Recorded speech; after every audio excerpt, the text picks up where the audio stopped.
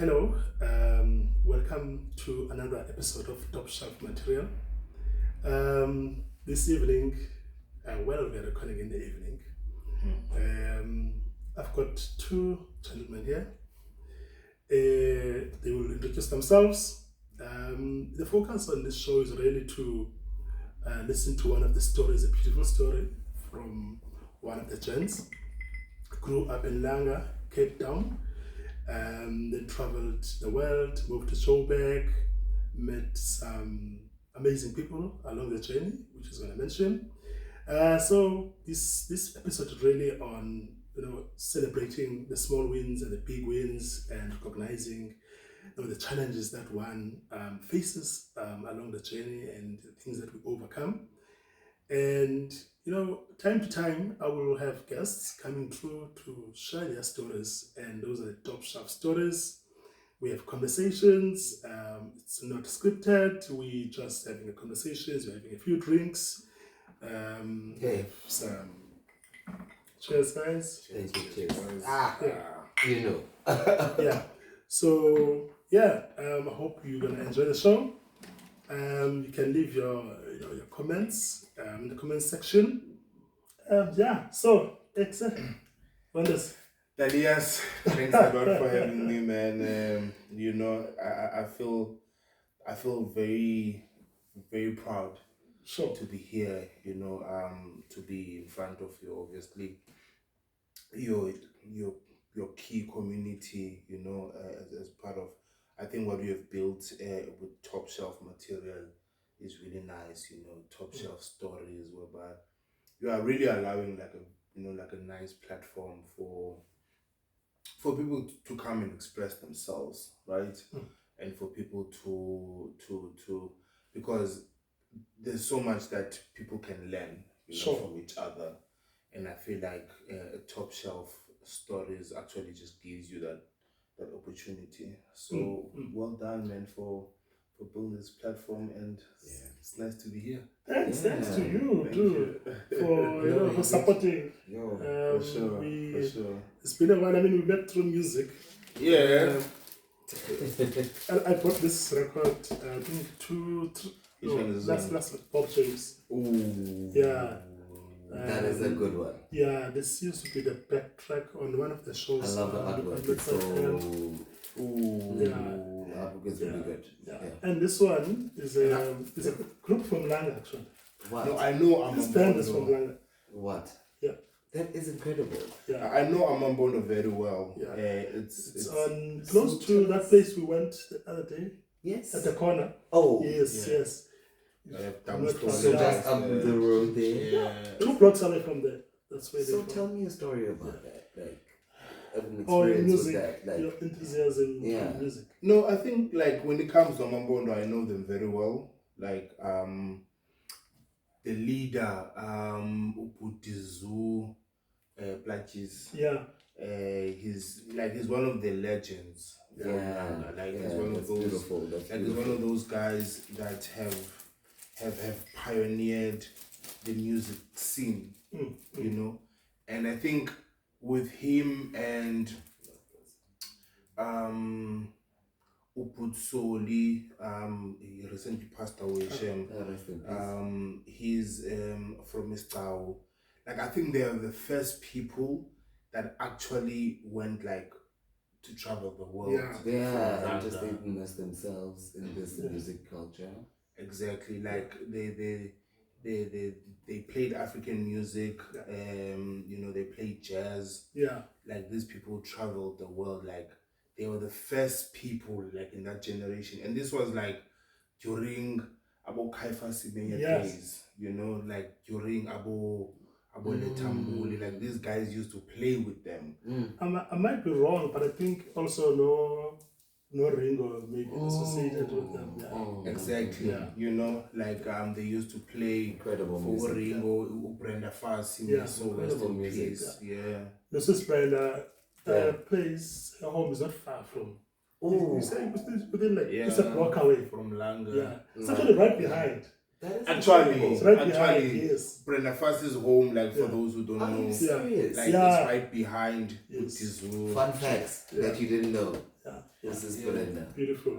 And also, the guy we had as a guest on the previous show, Luandile. Yeah. Let's say like his late brother used to play for one of the bands. Yeah. Abavuki. Yeah. Yes. Wow. Yeah. That's great. Yeah. So Abavuki it's more like the reincarnation of these guys. Bavusa, like trying to like bring back that Amambondo music, but in a very Exactly. Yeah. Don't you think so as well? Yeah. like in a new way, people so that people can experience it in a new way. Yeah. I love that. That's beautiful. So I think Uputizu, like the leader of Amambondo, I think he's still around. I'm interested in finding out if he still makes music. Do you know? I don't know actually. But I heard that they were traveling even recently. Oh, That's that's I have to amazing. find that out. Don't worry. Yeah. We will find that out for you, ladies and gentlemen. Don't worry. Yeah, I think that's amazing. So Lusafa, you want to introduce yourself? I'm Leseho Nisi. I'm what I could say a new resident of Cape Town.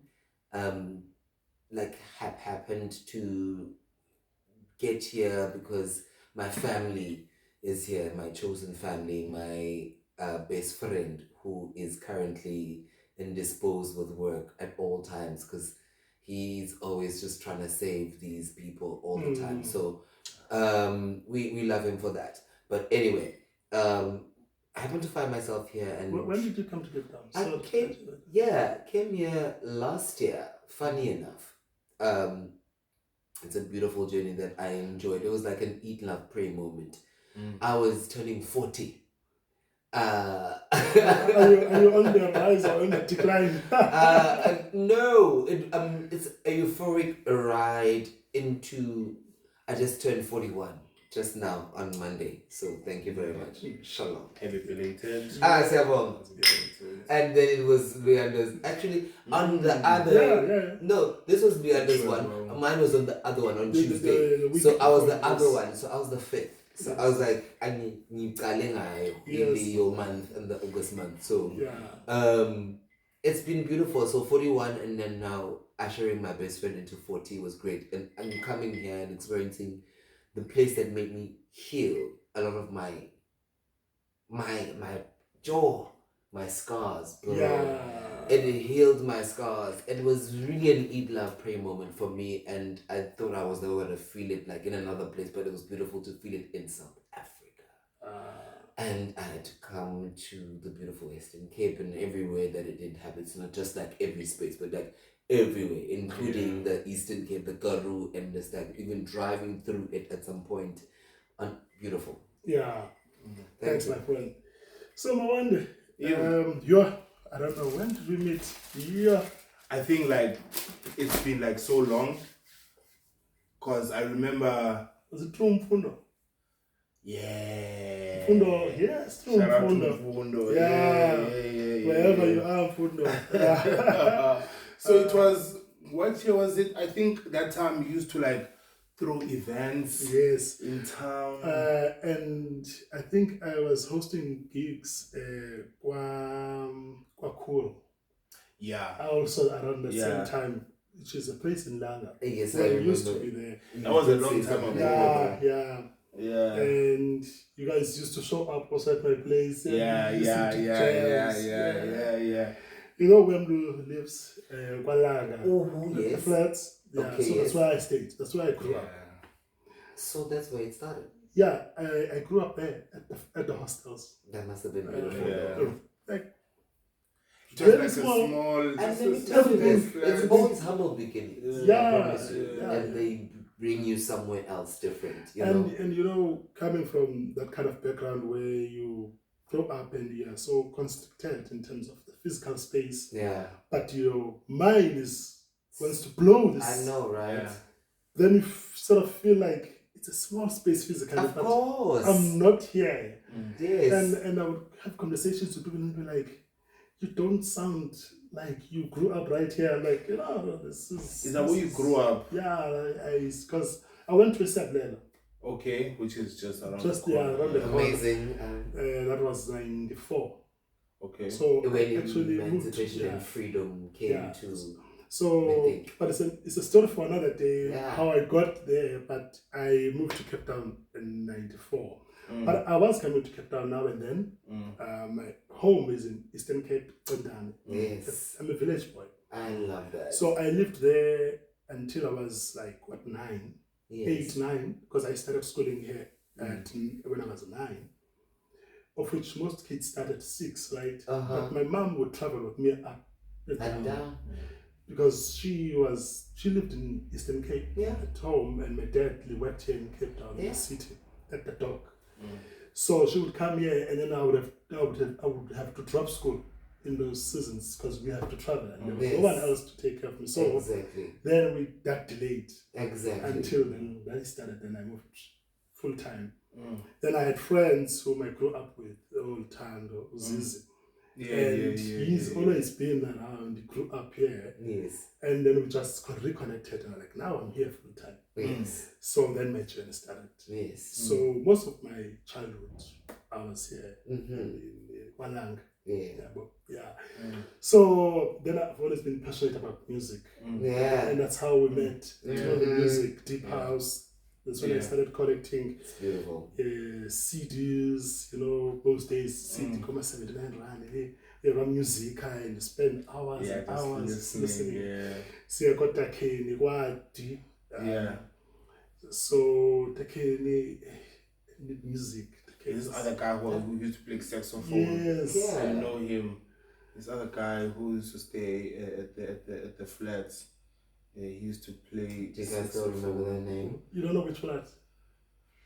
No, I wouldn't tell you. He had like dreadlocks. I'm just tall, if dark. you can still remember, great. But I don't know. Yeah, but let me tell you, it's really about the experience. The experience. So when significant events occur, they stick around. Milestones. Because those moments you would walk up to Batakene and it's still same size flat, but you see these massive speakers. So now they stuck in your memory. Because you remember those massive speakers, the sound. Very true. You can recall exactly, the rhythm, how it used to be like. About Tapais is still a DJ also.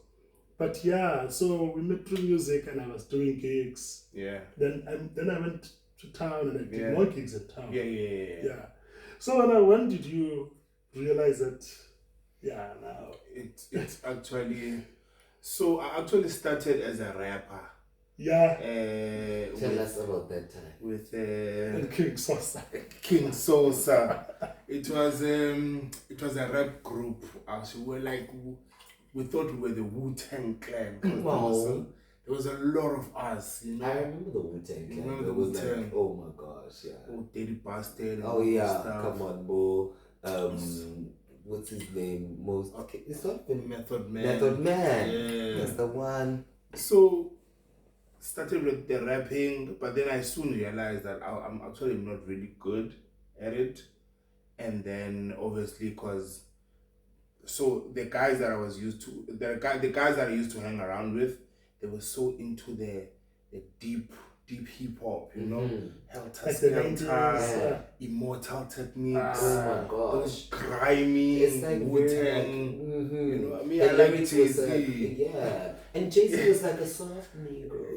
It's so like these guys are talking about intergalactic. No, they're going all the way in, and yes, and then putting this. I would tell you from this experience of growing up in that hip hop era of that was the expression of defiance of just we know what you're talking about.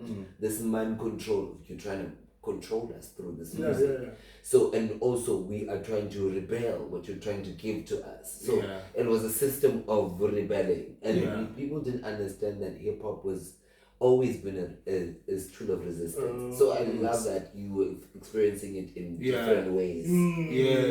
For sure. So we started doing that, and then I started liking just the new school hip hop, And then I soon realized that maybe I'm not really good, and then I started making beats. I was like, maybe let me start making beats. And then I also realized that, my beats are not really that nice. No one really wants to rap on top of them. And then I was like, let me DJ, Okay. you know? And then with DJing, I realized I was like, I don't really like house music, Yeah. deep house. But the funny thing is that my brother is a fan of Yeah. deep house, Yeah. you know? So I started playing deep house, and then until I heard this guy, Webster, you Yeah. know, Yeah. from At the Ghana, Sunday. exactly, from Sandile, and then he was playing hip hop. Yeah. I didn't know you could play hip hop because just the way Yeah. hip hop is structured. Yeah. It's you not know? like It's the not house. Exactly, for you know four how beats, it's yeah. four to floor, you know. The And then kind of he, yeah. and then I spoke to him. I said, "Hey man, can you teach me?" You know. And then he was so hot that time. Like he was big, you know. Yeah. Like those guys were massive. Like they used to They played play at clubs. Yeah, come on. big clubs, you know, Yeah. at like house parties, like Those proper- 21st to 16th. That is Those incredible. are big the cars, Okay. Exactly. The first party. You Of wanted course, to you be know there. this. You know this, but especially like when you have the right DJ and the right sound, it makes you come people know you, get to know you. And as a DJ, if you are hired to go and play at a 21st party, You'd better know that it's a big deal. You better come with this It's playlist. It's a big You better deal, come with this you know? playlist. And then he kind of just mentored me for some time, Yeah. you know, and then that's how I got into hip hop, but then into DJing hip hop, and then I kind of just learned the craft, and then I started playing, you know, at like metric ball after parties, you know, Sweet 16. Are those still around? They are still. I wouldn't know. They are still, because they allow the kids to have a bit of fun after the time of like having the matric dance moment in the hall with everybody watching. Then they can just like have a moment of like controlled fun. Some others go wild, but we don't know. Yeah. And you can't confirm. But You have that's, to control that. you have to control, especially as parents. But anyway, yes, they still happen. It's gonna get messy. Yeah. And then so I grew up into that, and then I think I met you, and then went to varsity, and then met you when I was done with that whole varsity thing, and I think you were the first person to put me into this club CBD scene, because I didn't I was just playing in the hood, you know. I was okay with playing hip hop as on 27 That must have been such a shit, trip, you know. though. That must So have been now- such a trip. You actually took me. I think the first gig you ever took me was That must have been such a trip. Cafe Extra Black Because at Greenpoint, ne? in Yeah. Greenpoint. Yeah. Because I remember we even got lost trying to find it, and we were driving Fundo's Mazda 323. I remember that one. Sting, we used to call it a Stingray. Stingray. I love that. Mazda 323 Sting, and then that was the first time that I actually, you know, felt like, okay, now I can actually, you know, pursue this thing a little bit more, because even just the market was different. Yeah. I mean, you had a whole range of people there, the people from the hood, people from town. Yeah. I remember you also had some tourists, Yeah. you know, just white people from America that were here. So Yeah. I remember, I think I had some former colleagues who were hosting a group of Americans at the time. Yeah. And I had also recently traveled to the States. Yes. So I had those fresh connections. Yes. Excuse me. So then when they came to the country, then we reconnected and yeah. So now you then when did you go to Joburg?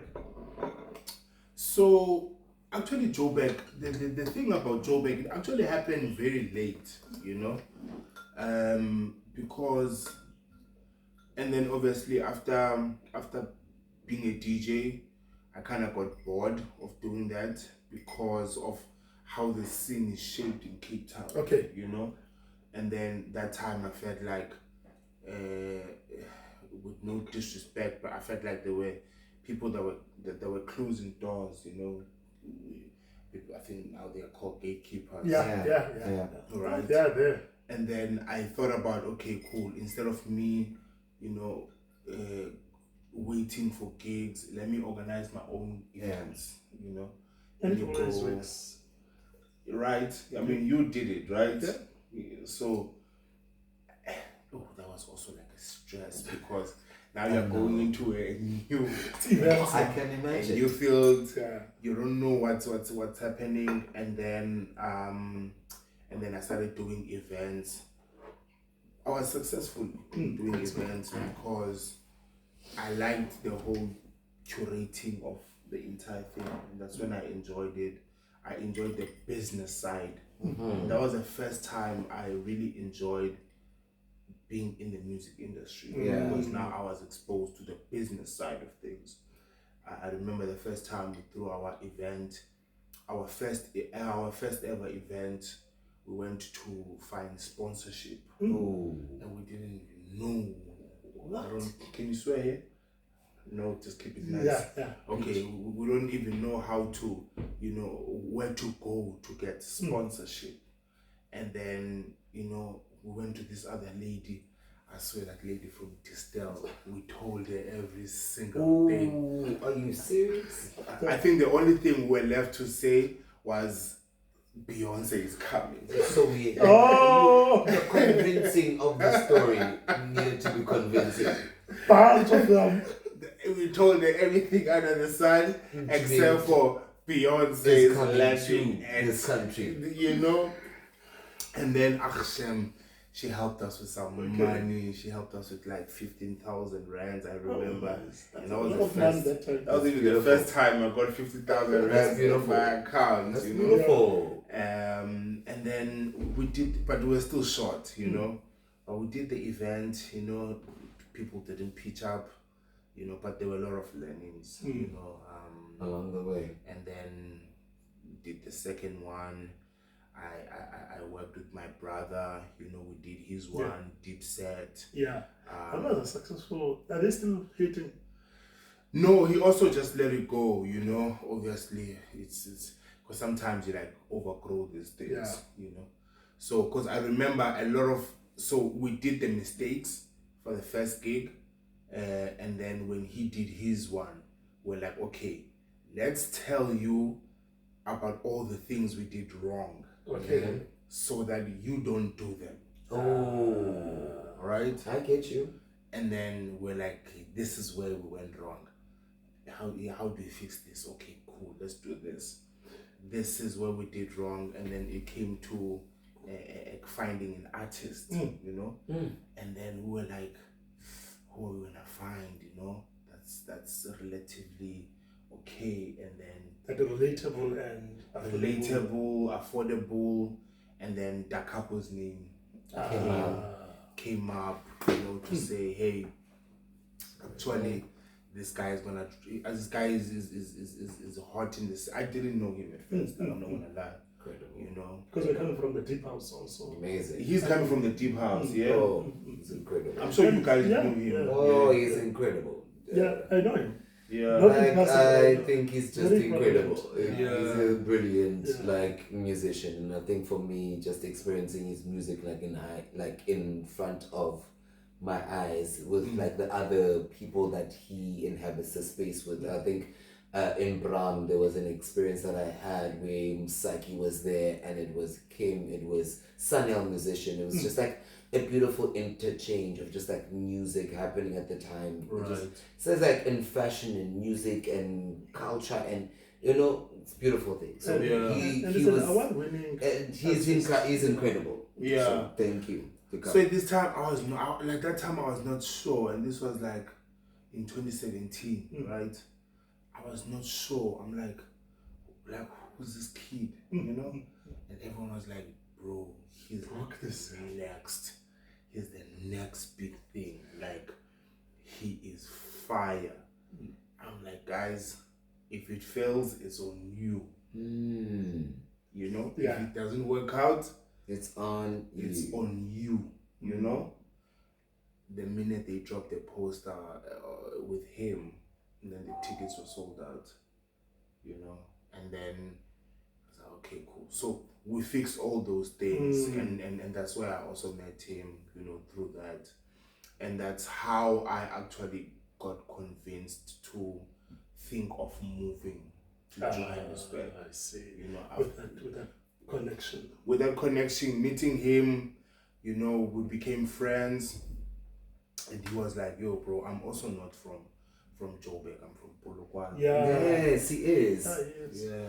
So back before now you make that move to Joburg. You in your journey you start off by being in the entertainment. Yeah. You start making beats. Yeah. You're not happy with your own beats. Yeah. You see that people are not responsive in terms of like using them to rhyme on them. Then you move into DJing. You start off with deep house and like, I don't feel this specific genre. Yeah. But I enjoy the craft. Yeah. And then so in this journey there's always been a bit of something that is not going as you may have expected. Then you do that realization and then you make the next move. And so for you, what did you learn from that point, like when you started making the beats and then you fast forward to the point where now you've got this artist and it's bringing the crowd? Yeah. Because now it's almost like you started here, now you're here. So it's so one thing that I've mastered, you know, just by growing up is, I mean, it sounds wrong, but if you're going to fail fast. Okay. You know, Yes. fail fast Yes. so that you can be like, it didn't Now I know work. it. Yeah. Didn't work, you know, and then you move on to something else, right? So if you look at, I made beats, I started rapping, made beats. So I didn't go into this rabbit hole whereby I spent a lot of time trying to. I mean, I eventually got better with beats when I was in varsity, right? From the time I was in high school. But what I'm trying to get to is, if you fail fast, then you can be able to say, okay, let me put this in the back burner and let me focus on something else, right? And then if you cross paths with it again, you're gonna cross.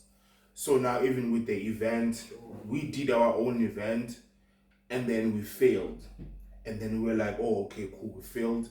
There's another one that's coming. Yeah. You know, here's the blueprint of not failing. Sure. So that you execute this. And then he was like, yo, actual fact, let's do it together. You know, so we can share some experiences and do it together. So I think that's like the biggest lesson, you know, in failing, is that if you're not gonna fail fast and realize, okay, maybe it's just not gonna work out. I hear you know.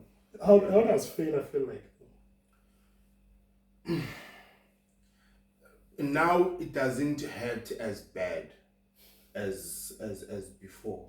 Can I get a cheers for that? Yes. Can I get a cheers for that? Yes, salute. I need to just like cheers for that. Yeah, how is it like for you? Oh my gosh, I think we had this conversation yesterday. Yeah. So, funny enough, bro. Like you touch on this and then we had this conversation. I said, Austin, right? Yeah.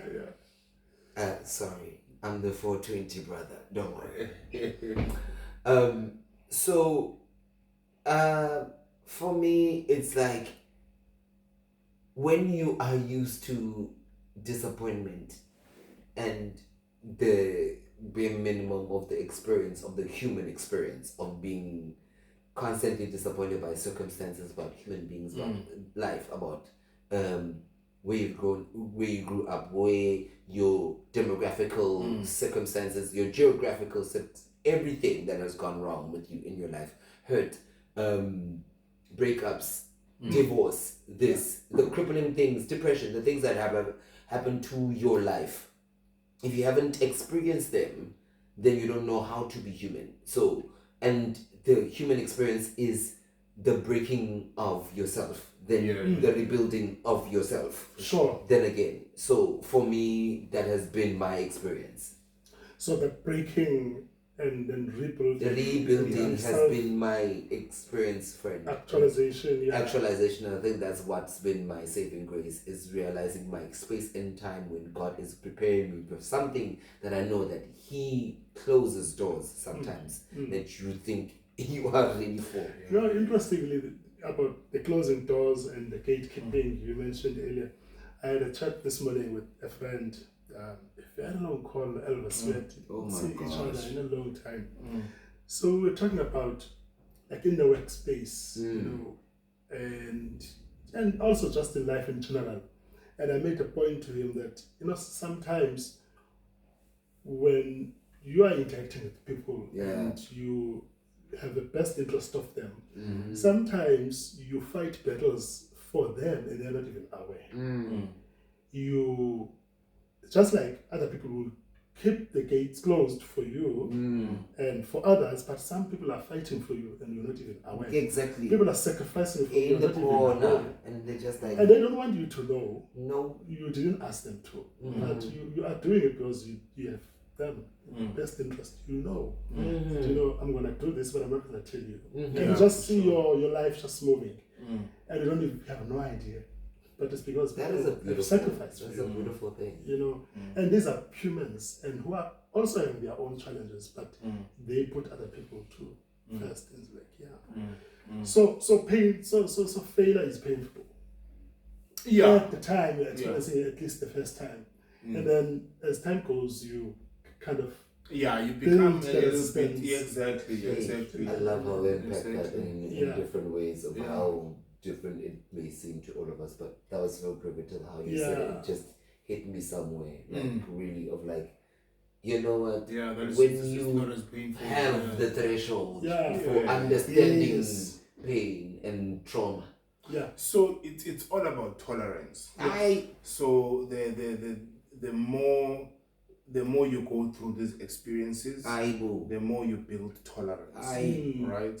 That it doesn't really hurt as much as it should hurt, and maybe people are obviously gonna be like why are you still why are you still why are you still walking why aren't you supposed you've been like hit by a train, man. Like why are you still and then it's like, if you wanna talk, you know, I'm here, and like I'm okay. Like it's okay. The only way I can describe, sorry for cutting you, but like as a hip hop guy, right? For me, Pac survived the bullets when they shot him so many times. 50 did the same.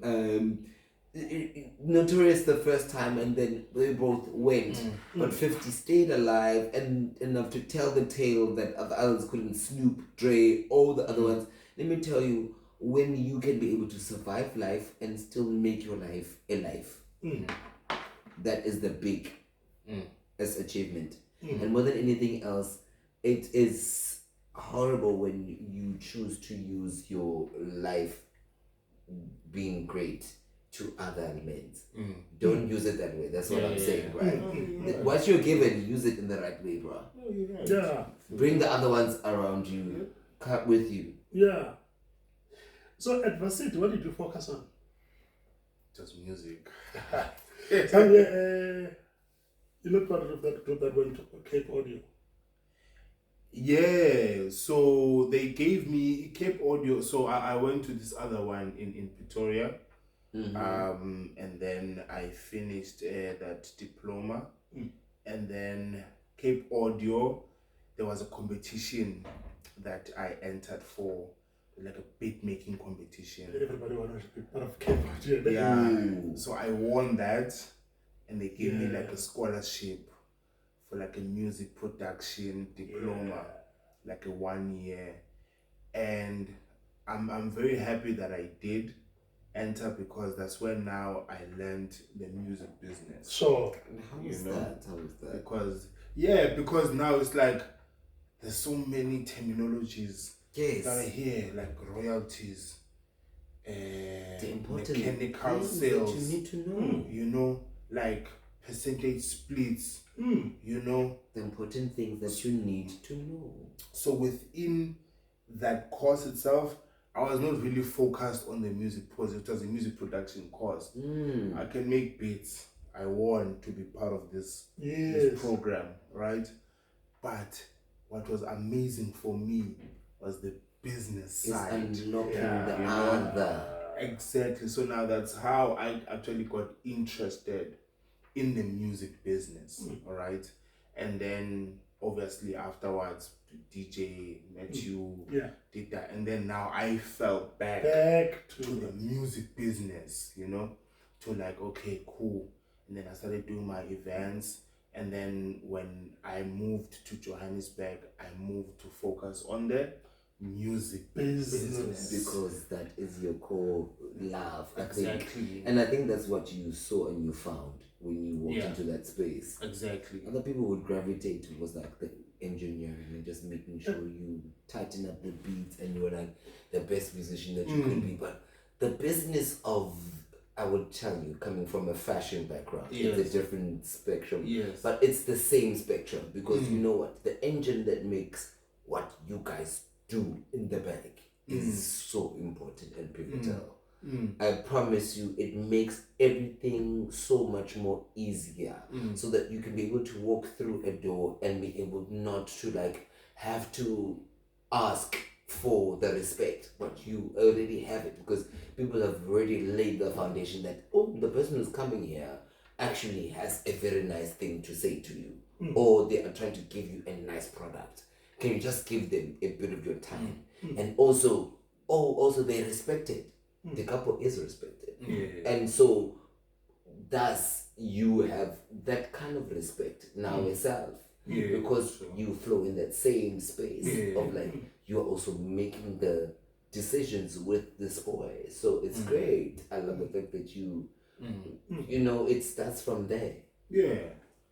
Sure. So now you're in the music business, you're in Joburg. So was that the first thing you did when you got there in terms of your career, or you had other aspirations and the tech business? So before I moved there, I thought about what else do I want to do, all right, outside of music, you know, outside of being a DJ, outside of, you know, what else do I want to do that is completely different, like a complete contrast to music. And then I found myself working at a tech startup, you know. Because my background is also tech. I mean, I used to work at Amazon Web Services. So I've always also been fascinated about tech. And then I was like, okay, how do I put myself out there in the tech space? That is a total contrast, you know. So I worked for this other startup company, tech startup from Stellenbosch. And then they were like, I need to go open a department, you know, in Johannesburg. So that was the thing that actually just sealed everything. Okay. Now I have more like I have a solid base. You know. Whereby I can career-wise, still do the entertainment, and then I can still do the entertainment, whatever, and that's always been the case. That's great. It's always great to always know where you also get a bit of bread while you're doing some other things. Gig life is gig life. Exactly. You also still need to get some bread. Exactly. I'm the same right now. I'm getting some bread while I'm having some corporate work happening at the same time. So unfortunately, that's life. You have to like diversify yourself at the end of the day, like to whoever is watching this. Like just think about how you wanna diversify. Please. You know? Think about, don't be just one dimensional. Exactly. You know. So I worked at that startup company. We ended up getting like an investment of just under 500 million rands. Wow. You know, from this other company, from this other investment firm from the US. And then that's where now we started growing as this tech startup, Okay. you know. We grew, and then I also felt like that was still not enough, you know. I felt that was still not enough, and then because I kind of wanted to manage now a tech company, Okay. right? Yeah. How do I put myself? And then I approached this other company, which I'm working with right now. I actually approached them on some, hey, do you have any offices in South Africa? Yeah. They were like, no, we don't. Why you ask? I was like, maybe I think there's an opportunity, you know. There's a market. There's a market for you guys here, and I feel like we can, you know.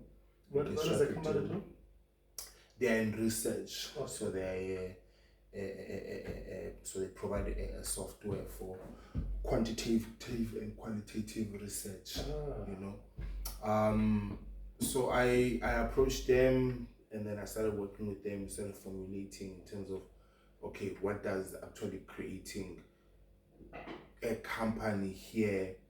You're not really creating, but you're more saying, allow me to establish Sort of license you to a presence. The beautiful thing Yeah. about In that. actual fact, I thought about licensing at first. Yeah. I thought about licensing at first, and then they were like, nah, we You actually want run you it to the work whole for thing. us, but then want to establish a presence here, because we're doing this whole globalization, establish a presence here.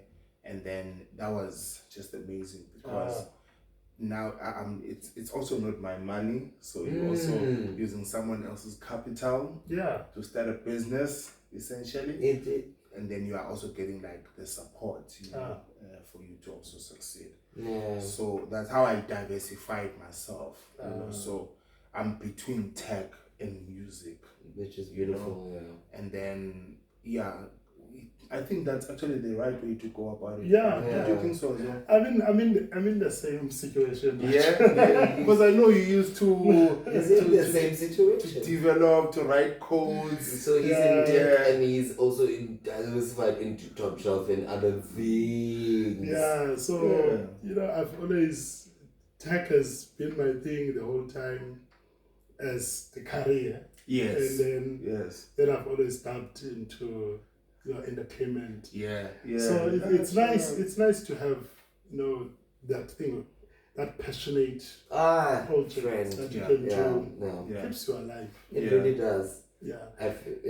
For me, you know, when I started, and I wanted to ask you this as well, like your relationship to, you know, when you were DJing, making the beats, and like, we talked about that, and then now being part of a global company. Yeah. So when I started doing my very first gig, okay, you know how I started? How? Very first Tell gig. us. How? I have, you see, I'm Project Love. There was going to be one of those parties, those 21st parties. Oh, wow. But it was not going to be 21st. Okay. More grown-up women. Tell us. So she was my neighbor. Tell us. And then she had booked me to go play there. So I organized the sound. So I didn't have the sound system. So I organized everything. Bro. The speakers are there. And moments before they were going to pick me up to the gig. There. In the afternoon. I still remember, around 1 p.m. on a Saturday. Because it's a traumatic event. Are you serious? Why are you feeling so traumatized about this right now? So she comes to me. No, okay. First of all, I'm like, what? The time is passing now. Why are they not showing up? To put me in the lift. And then I start looking for her. And then she shows up. She's like, oh, Leander, sorry, we no longer, you're going to use the services. We found another DJ who's going to play with a laptop. And they hadn't paid. No, I have not been paid yet. No deposit yet, nothing. This person is my neighbor, straight, like right opposite. So I know we are together here. Yeah. Now I'm just being dropped, just like that. They will use another DJ services, we use a laptop.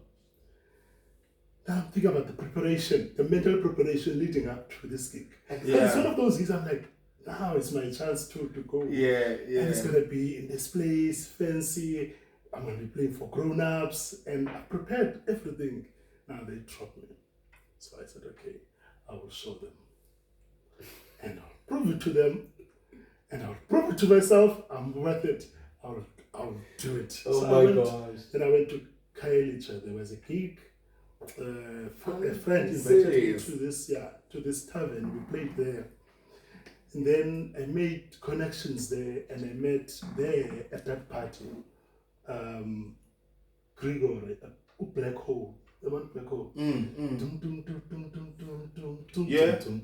So he just graduated around No. that time. He was staying in Cape Town, and he was linked to those gents who used to play at that place. No. So he was there, and then by the time I went there, actually I had already started organizing my gig, so I left pamphlets. Then I invited them, or I took the pamphlets after. But I ended up inviting Black Hole, but that one member, through other DJs and other DJs from Kairi, or CSCD, who are now well established DJs. Exactly. Yeah, shout out to CSCD, No Necro, Terra Necro. Mr. Class, he also acted on Kabeja. Oh man, So we used to DJ. We used to DJ, yeah. So now, and I throw my gig, and then the theme, Last Man Standing. Aibo. Now I'm proving the point. No, you actually are Last Man proving the standing. point. We ran the gig until like late AM. So you pulled a black coffee where he Black stopped. hole. Black hole. Do you know that black coffee stood that with The Maponya mall, Mall yeah. when Yeah, Shire? yeah. Chula T4. Yeah. So yeah, Papa inflating girlfriend. Yeah. Yeah. Yes. So we just free gig. We just like now let's. That is now, beautiful. Now we will show them. Do we have the sound? Because remember we had the sound system already. Okay. So we just kept the sound system Cool. for a But few that more is that- weeks. That's how you do it, guys. You hoy. If So- they believe, they believe. Yeah. If they don't, they don't. Yeah. gotta So do for it. me, the reason I want to ask this is when you are a DJ, you are dependent on being booked, right? Yeah, When you start making events, you are the creator. of course. Yeah. And for me, it's always been in my nature to want to control things to an extent, So I was like, so that just, when I reflected after some years All of later, that. like, actually, the main thing for me was the pain of having lost in that particular moment. Like, it was a loss. And then secondly, the pain of that rejection. Like, can't be me. Why not me? Yeah. I'm gonna show you. Yes. I will self-accept. I will make it happen. So then, being a creator on the other side just gave me that full confidence again. Like when I started making gigs, and now that you mentioned that now we are on the other side of running the business. I'm just trying to understand like that mind shift for you, like from wanting to be booked to booking, like hiring people. You see that. Yeah. that And I also want to know that too. I think it's just wanting more, man. Yeah. It's just wanting more. Like, so there's two different types of people, right? There's people who are content, but like, with what they have. bro, I'm just gonna operate in my lane. Okay. This is what I'm gonna do. And I mean, like, you see this with a lot of guys who are even successful, with a lot of artists who producers, they only just know how to make music, and then you find yourself, but why did this guy die broke? Because that person does not really care about anything other things. They are just great in this. So there's two types. There's people that are content to say, you know what, this is my box, this is where I operate in, this is where I specialize in, with it. And then there's people who are more mad scientists, Say like like who's just gonna try that. Let me just go ahead and do that. Didn't work. Let me go ahead and do that. Mad People who are not scientists. content, Yeah. people who always want more. So, for an example, with me, like I don't think you can ever keep me like in one spot. You know, like I'm one of those people that can't Jack stay of in all one trades, spot. man. You get bored. I Jack get of bored, all you know. trades. Like let's move, let's go there. Jack of all quickly. trades, man. You know, I'm the same. I'm not a jack of all trades. No, let me tell you that. Not in a bad way. Let me tell you this. People Yeah. like to say this in a bad way. Let me tell you this. Yeah. In our time, it used to be taken as a very good. This was a compliment, by the way. Yeah. That No, you could- it is. It You is, could yeah. inhabit any person that you can want to Yeah, be for at sure. any Oh, I time, see, so that for you can sure. be able to bring forth an idea, so that it can be able Yeah. to have life. You- You remove yourself Yeah. and you inhabit the experience. I see. Shalom. So you're more fluid that way, like That's me. That's I'm. true. You have to be a chameleon, guys. Yeah. You have to. You need to blend into this green plant and be, and then blend out of it and be something else, and then be yourself at the same time, and then be. I think that's being queer for us. It's beautiful. It's a beautiful synergy of being knowing how to step in and out of roles, and then still you take it off, then you put it on, and then you take it off, and then you put it on. That's how you need to do it. And for us, it's performative language. It's called drag. We For us, need that show. hey, it's coming. Yeah. We need that show. Yes, sir. We need that show. Yeah. Yeah. Goodbye. Yeah. So now you make these connections as relationships, the Capo, and did you meet other artists or have you been interacting with others? A lot. Yeah. A lot. And so it's even through Utakapo, honestly, you know, because he was the first person to kind of. So before I obviously moved, he used to come to Cape Town a lot. Oh. You know, even kick it, even without gigs. You know, Oh, he'd be like, hey nice. man, I'm gonna fly down, you know, come see you. So we formed that friendship, you know, and then when I moved over that side, then that's where he put me in his network. you Oh. know. Yeah, that's beautiful. And then we went to a lot of gigs together, introduced me to different people, you know, attended so many different meetings, because I think he just understood that my brain is Yeah. more business wired. A friend of mine used And- to and dress. he's A there. friend of mine used to dress him, by the way. Ah. Yeah. Still does, I think. Yeah. LSJ. Nice. So So he'd be like, hey, come. You know what? I'm going to meet these people. Come. So is he more like the technical person in music wise, or is also in the business? Yeah. So he actually learned later on that the business side is important. And it's interesting. You know, and it's interesting. So it actually took a lot for him to be like, okay, because learning a new skill, a new whatever, is sometimes difficult. Some Yeah. people just like, you know what, let me hire someone for this, you know. But if you are thinking about it, it's your life, it's your career, you know. You really don't wanna gamble Sure. with the only source of bread you have. sure. Right. So So we really don't. he had to escalate, he had to expedite himself Mm. a lot in learning the business side of music. And he's like a really, like he's like one of those people that if he puts his mind to something, he will just, Get he it? will see it through. Like he has that resilient, Sure. resilience about him. So met him.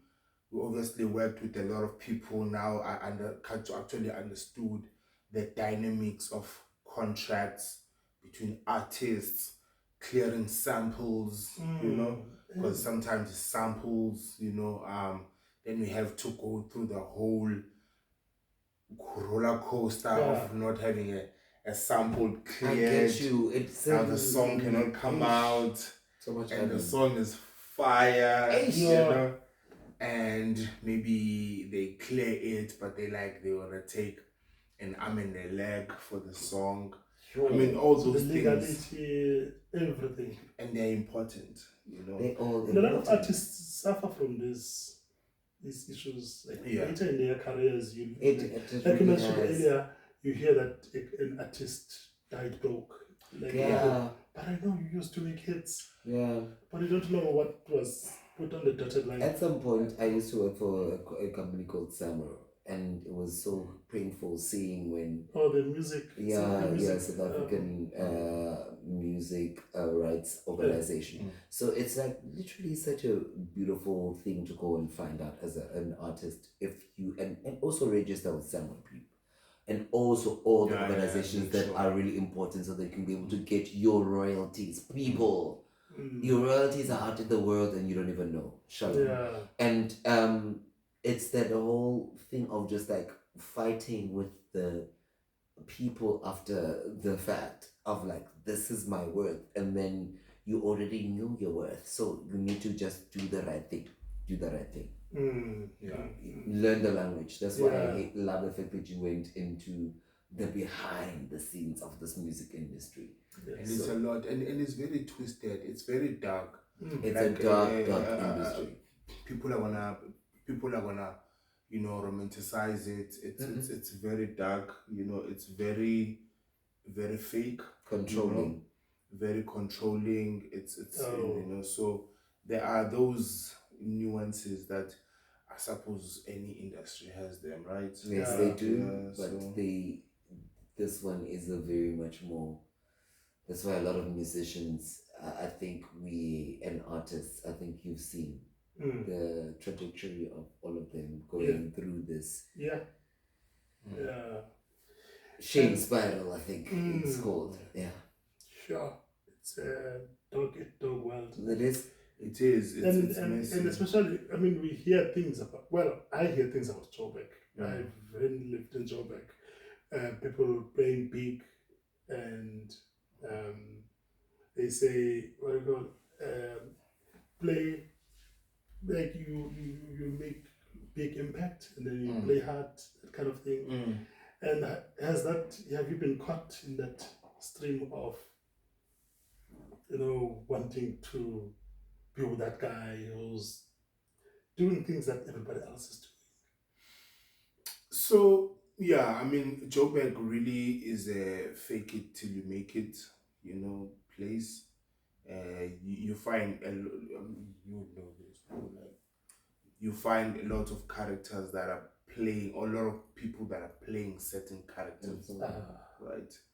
And then, but I feel like just knowing who you are, and knowing where you come from. Like I never wanted to go there and be someone that I'm not. Sure. Like I knew who my circle is, and then I just went there, kept my head down. I mean, things didn't really work out in the first 2 years when I was there, to a point whereby I almost came back home. I was on the brink. I think I was on my last rent money, before packing my things. You see how God is like a ninja that prays with you while you pray, and you're just like how did you, Donna, like how did that feel at that time when you were feeling that emotion of just like, yo, like, and because let me tell you this is for everyone else who's like I know we've made it, and then I think sometimes we're on the way to and we are recovering from something, but this story is great for everybody who is getting to that place. So for me, tell that place of like, how did you feel in that space, and then how did you console yourself through it? And I think for me, it's always what you guys do most, music. So you tell me. I think with how the universe works is that if you are not meant to have something, the way that thing is taken from you is taken in the most brutal way. Tragic. So if something really feels tragic, like when you are removed from something that it doesn't belong to you, it's not a pleasant way that you are removed. It's not like you are asked politely. It's like being fired from a job in the most brutal way. It stings like a. you think that your life It's ends, over. it's Yeah. over, because it's like they are firing me in the most brutal way, Joe. you know. And everybody saw this happening. Yeah.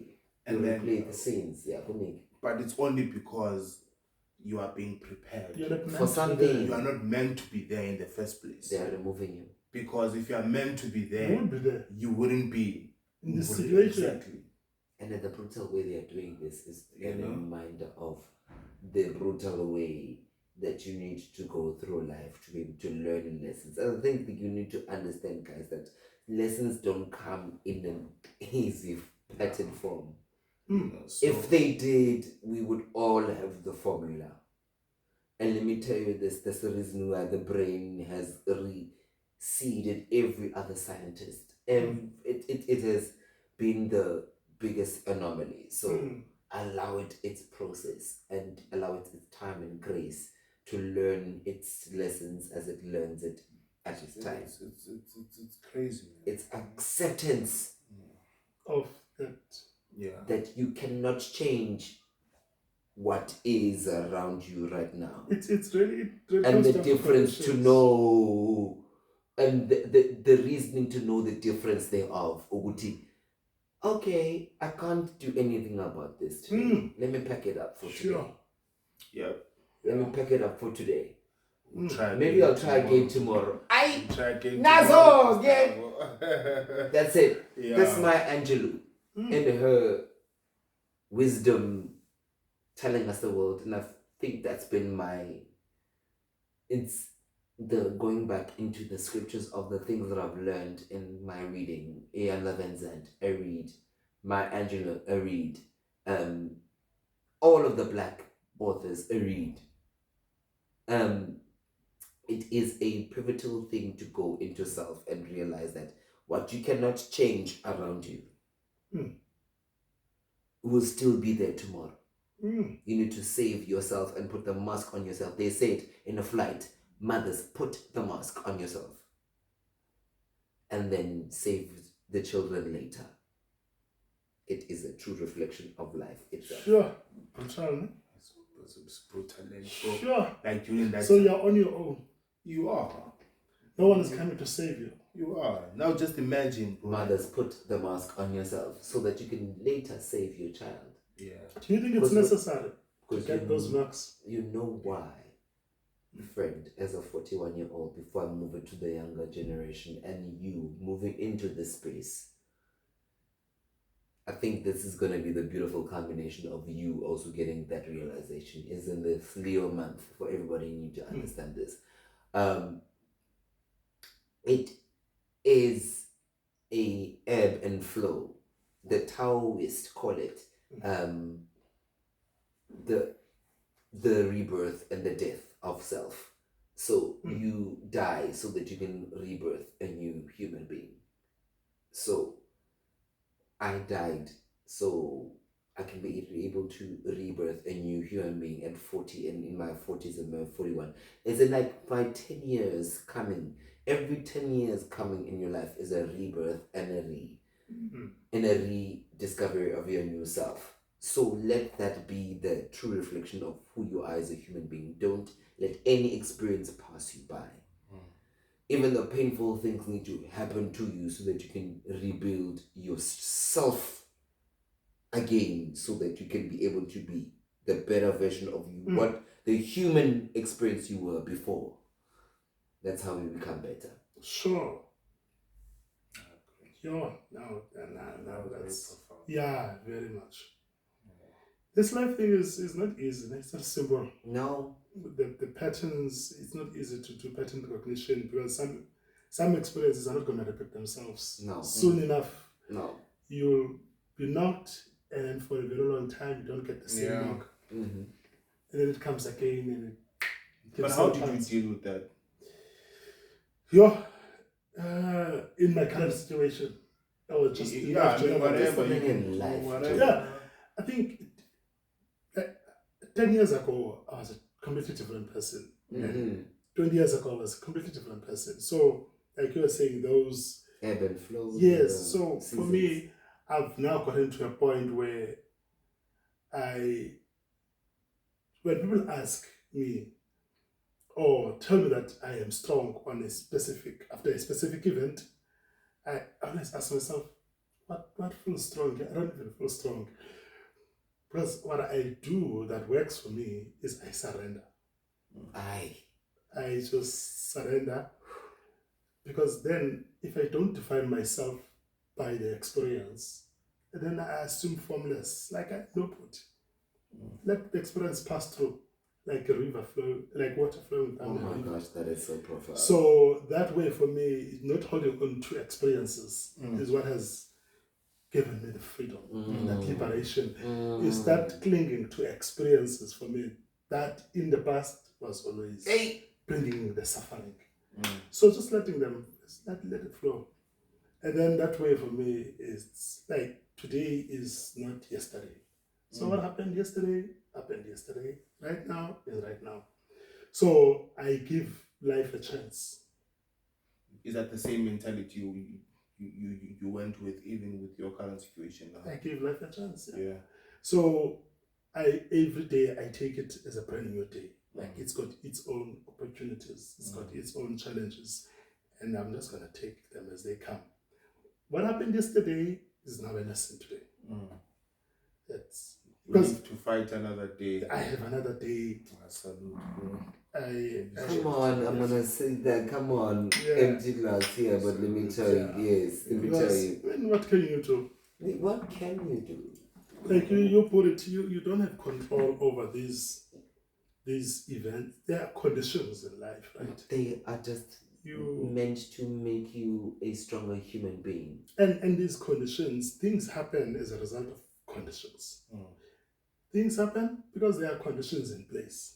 So you get sunburned not because you choose to be sunburned, because the sun is shining on your skin. Exactly. So that given that condition, you will be sunburned. Therefore, how do you prevent those to happen? Yes. And also, not even preventing, but just like also getting measures in place that are going to make those life experiences much more softer. Yeah. And a softer landing as opposed to a harder landing. Because sometimes, let me tell you this, when you have a softer landing is when, I think that's where I'm gonna bring it back to you. I think when you said switching from making beats and being in the music industry, then going back into being in the management space, you were like, oh, I'm looking at it, maybe I could be like the one making the decisions and like getting this coin that's what I getting this see. coin into this company and like getting it like happening. So for me, how do you feel that correlation comes in terms of like where we've been as the Black and brown people and how we were conditioned and how we hustle for our families? How do you then relate that experience of being there and like, oh, actually, I would love to be there, but if I was there, how would I make that space better? It is traveling the world now. So as Black people, like we come far, like just in general, we come far, and we need to feel like we belong. Like we need to feel like it's not claim the spaces. It's not a mistake. That I'm in a room full of people 30 years or 40 years ago, they would have thought that I was not supposed to be standing in front of them and speaking and being an expert in something.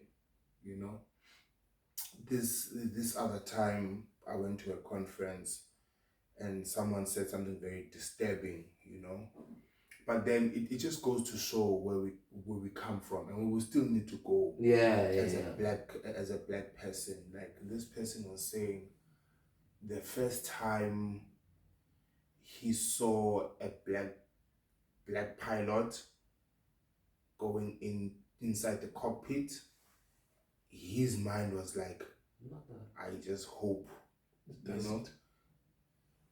I just hope this plane doesn't crash. The faith. Because when I think of Black people, they are supposed to be cleaning this place. Sure. So it took me aback as I was listening to it. But then and then something in me was like, but we should be proud because The strides now we've made. exactly now we are there, Yeah. So we should take that. We shouldn't throw the baby with the bathwater. Yeah, you can never. Let's take that and be like, actually, we should be proud. Yeah. So to answer your question in this, it's more like, let's take up the space. Hey. Let's speak up. As young Black people, male, female, and however you want to identify yourself. Let's take up space, and let's not be ashamed. Sure. Yeah. Like the first time I went to India, I went there to train people that I feel like they were just smarter than me. And that's you know how you feel like someone is smarter than you, but you have to teach them. But for me, it's such a beautiful challenge, though. It's such a beautiful challenge of like creating a different human being outside of yourself. Yeah. That is not trying to compete with a smarter version of themselves, but bringing yourself more out so that they can be more into who you are and your philosophy. Because let me tell you, they don't have what you have.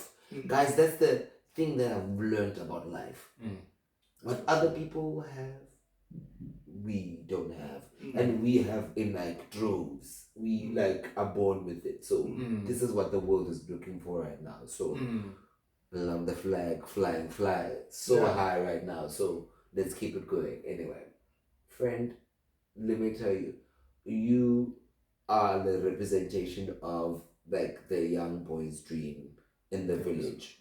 What is that young boy inside of you saying to yourself that you used to think was a mountain? Yes.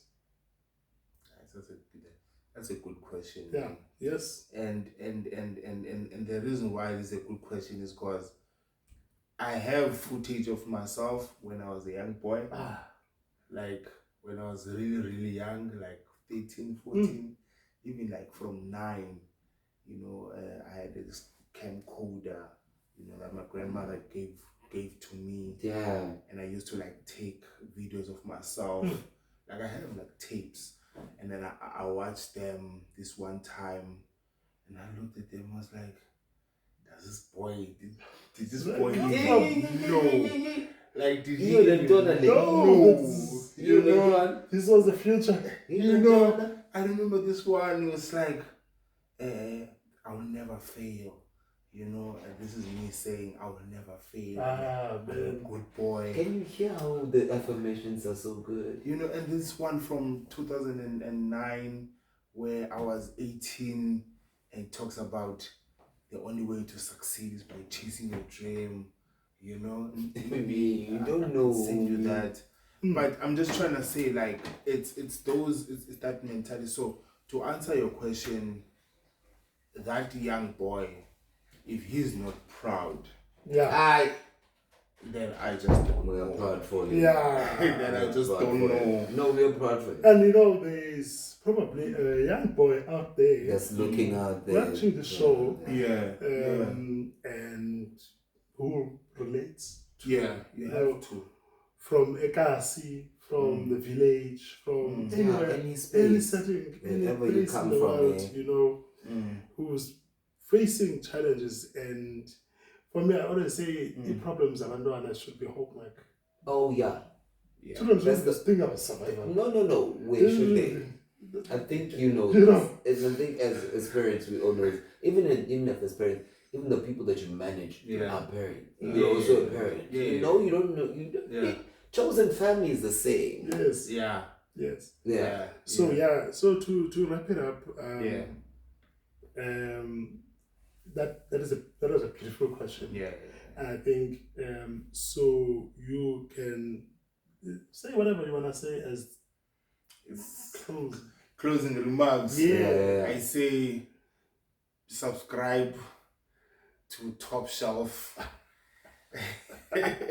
Always. Click the subscribe button Always. and the like. It helps with the algorithms. Always. First and foremost, before you do anything, and support our brother. Before and I'm us, really us, proud us, of all you, of us, man. all of us. You know, like I'm really proud of you. After your incident, Sure. you know, it was something that it actually caught everyone off guard. You know, I spoke to Mfundo, spoke to Maputi. Yeah. You know, like, Dali, I know, man, you know. And Kanjani. then, you know, we spoke about it as just friends. Mm. And there's people that grew under you. Mm. Because we used to come to your place, you used to play music. There's no guy that I know that just doesn't. I love how like you are so like, this is so beautiful, like the younger generation telling the older generation at this point now, and it needs to like accept this truth. It's 40, like, so it's fine. Chill there from like 6 p.m. and used to leave at like 40 is fine. You a.m. can tell. You can take it now. Yeah, you know, just playing music, listening to different types of music. So your recovery is something that is inspiring. You know? It really I is. feel like it should, to all of us. It should, let alone, it should be the closing remarks. Man. Like I feel like you should be the one that Pick yourself up. the closing remarks in terms of just the resilience. You Oh. know, like. I still need to hear a lot about what happened. You know, maybe Sure. we will have another talk. Yeah. But I feel like you embodied, for me to be even here, it was because of the inspiration through your journey to say, you know what, mentally I'm strong. You know, and then that what made me to say, you know what, I'm coming down to Cape Town now. I want to sit down with you. Sure. You know, and so thanks, man. His resilience made us all strong. So thank you, friend. Yeah. Isaac, the last. For me, it's like brother met a new friend. For sure. Ooh. More than anything else, met a new friend, a new contact, a new, I think, sounding board, and I think more of a mentor, because we don't underestimate age, and sometimes mentors come in different age and stage. And for me, I learn a lot from my young compatriots. It's been a beautiful experience learning from you, and for me, I appreciate your pouring out and you're being honest about your experiences, because it's been beautiful. Because now I'm saying, for everyone who's watching, I think take the story of Top Shelf and use it for your life, and just like motivate yourself to move through your own circumstances. Life is hard for all of us. But try, friends, and more than anything else, I'll hand it over to the man of the hour, who has had us on this Top Shelf journey for the longest time. Take us away, brother. No, thanks, guys. Thanks, Misaho, for allowing me to hijack you. Into the session. Thank you. I appreciate you too. Yeah, I mean, Misaho knew that we were going to have this show. But had other things. And thanks, bro, for hitting me up with the message. It's a pleasure. Yeah, man, it's people like you who who make us better people. Right. And as of from Top Shelf Material remains this platform.